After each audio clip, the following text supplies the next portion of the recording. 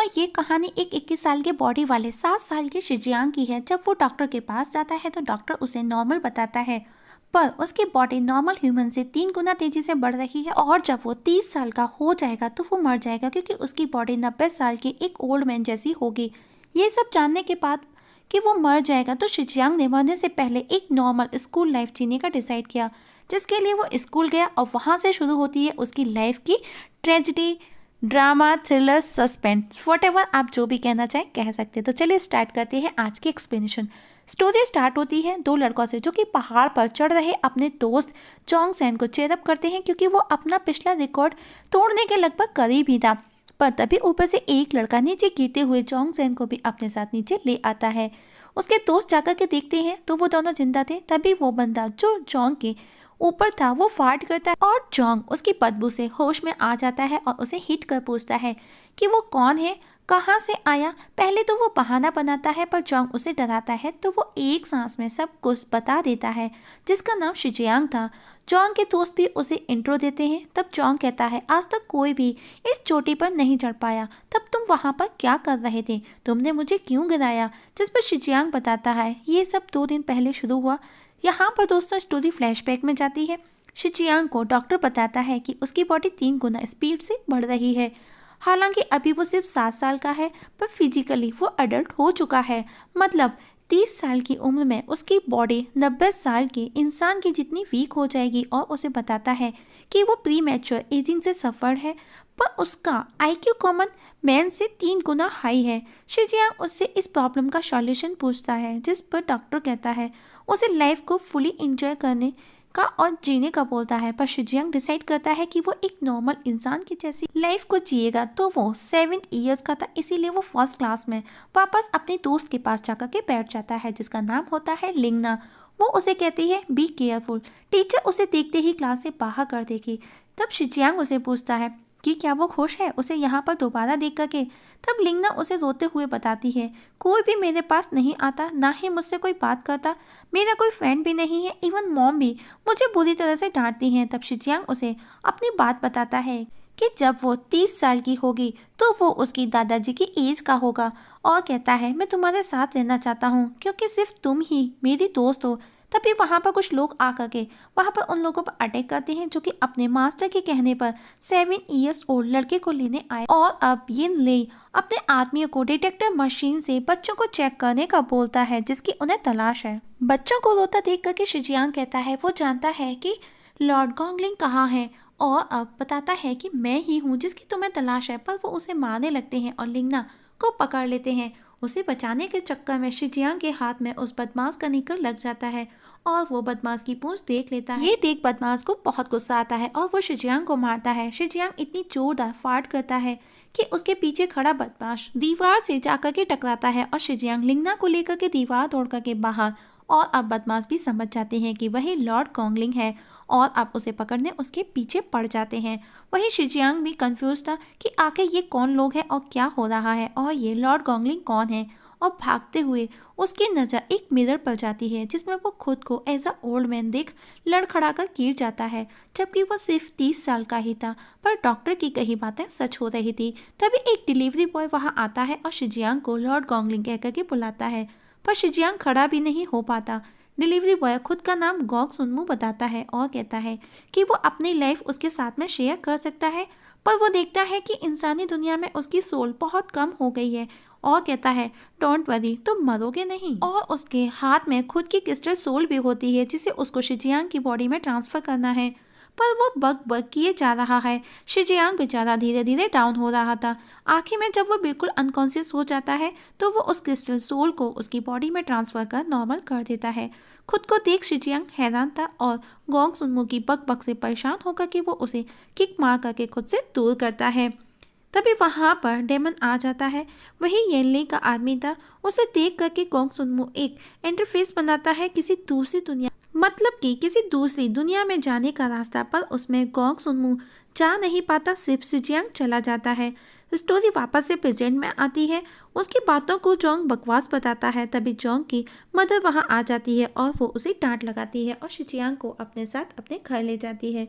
पर जोंग अभी भी उस पर नाराज था और वो वहां से उठ करके चला जाता है। तब शिजियांग उसकी मदद से कॉक सुनमू का पूछता है, जिस पर उसके दोस्त उठ करके खड़े हो जाते हैं और कहते हैं, ये फेरी मॉन्स्टर का नाम दोबारा मत लेना। ये सुनकर के शिजियांग शॉक्ड था। तब जोंग की मदर बताती है कि वो यहाँ से हजारों मील दूर फेरी टाउन में रहता है, पर यह इम्पॉसिबल है कि कोई साधारण इंसान उससे मिल सके, और उसे फेरी एग्जाम का भी बताती है, जो कि हर साल टैंग टैंग की चोटी पर चढ़ने की होती है, जहां पर चोटी पर तुम्हें पकड़ने के लिए फेरी खुद आएगी।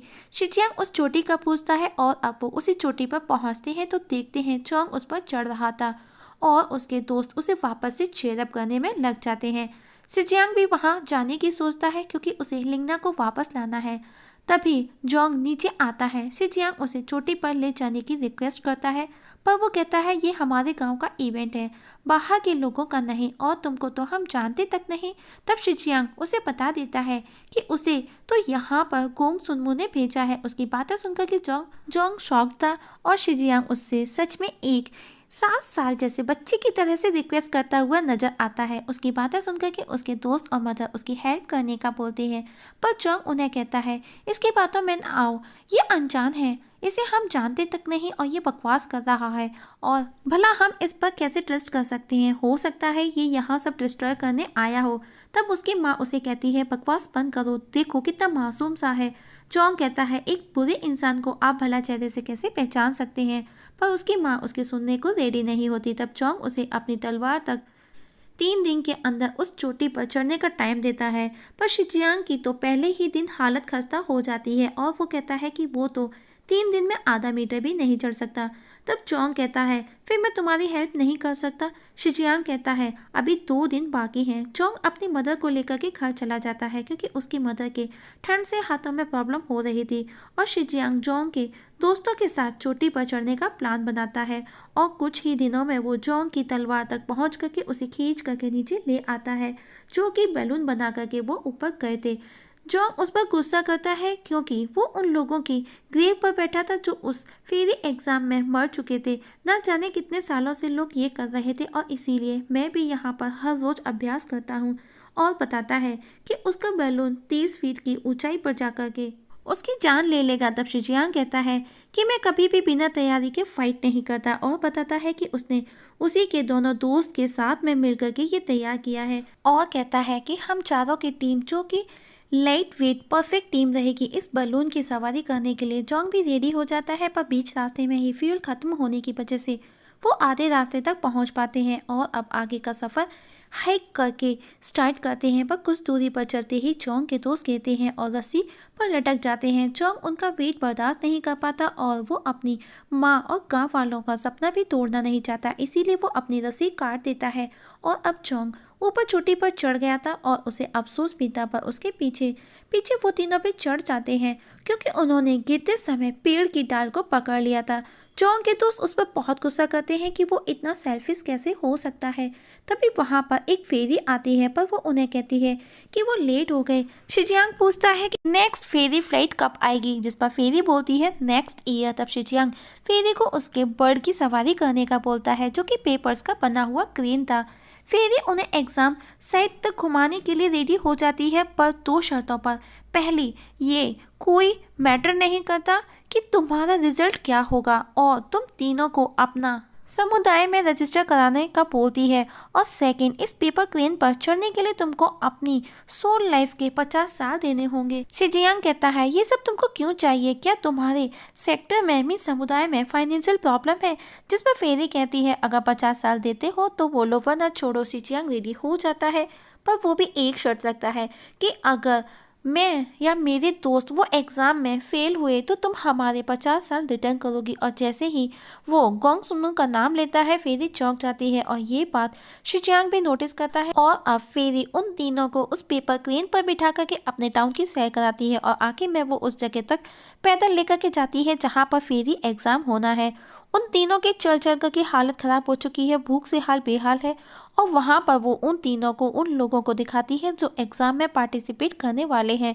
जो कि उन तीनों से कहीं ज़्यादा स्ट्रॉन्गेस्ट लग रहे थे। हर किसी में कुछ ना कुछ स्पेशल क्वालिटी भी थी। तब शिजियांग कहता है कि मैं एक डिफरेंट पर्सनैलिटी हूँ। तभी वहाँ पर हम देखते हैं कि जोंग्यो जो कि जो फैमिली का सेकंड यंग मास्टर था, जिसकी एंट्री बड़े ही शानदार तरीके से होती है, जो कि बहुत ही बड़ा राइस केक अपने साथ में लेकर के आया था। शिजियांग को वहाँ पर जोंग सैन भी नजर आता है। मास्टर लोगों से अपनी तारीफ सुनना चाहता है, जो कि वो हमेशा की जैसे, पर कोई भी शब्द रिपीट नहीं होना चाहिए। काफ़ी देर हो जाने पर सैन जोंग मास्टर पर गुस्सा करता है, तो ये देख कर के मास्टर उस पर गुस्से में हमला कर उसे उसकी माँ को लेकर के गलत बोलता है। सब खड़े देख रहे होते हैं। तब शिजियांग आगे आकर के मास्टर की तारीफों के पुल बांधता है, वो भी बिना कोई शब्द रिपीट किए, और उसके मुंह से कॉम्प्लीमेंट सुनकर के मास्टर उसे 3 राइस केक देने का बोलता है, जिस पर शिजियांग कहता है सिर्फ 3 नहीं, ये सब मेरे होने चाहिए। मेरे पास कॉम्प्लीमेंट्स के लिए अनकाउंटेबल वर्ड्स हैं, तो आप अपने शेफ को वापस एक काम पर लगा दो। तभी शैन जोंग उन तीनों को वहां देख चौंक जाता है, पर उन तीनों को साथ में देख करके मास्टर उन्हें गैंग समझ करके अपने गार्ड्स को पकड़ने का बोलता है। पर तभी वही फेरी वहां आकर के उन्हें बचाती है। फेरी कहती है ये मेरे संप्रदाय के लोग हैं, खबरदार किसी ने भी अगर इन्हें छूने की हिम्मत की तो पहले मेरा सामना करना होगा। और इस जगह हमारी आज की एक्सप्लेनेशन खत्म हो जाती है।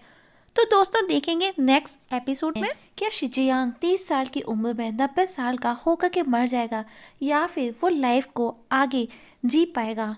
दोस्तों आप लोगों से एक छोटी सी रिक्वेस्ट और है, अगर आप इस चैनल पर नए हैं तो प्लीज़ सब्सक्राइब करना ना भूलिएगा। वीडियो पसंद आए तो लाइक और शेयर भी कर दीजिएगा। वीडियो देखने के लिए थैंक यू सो मच।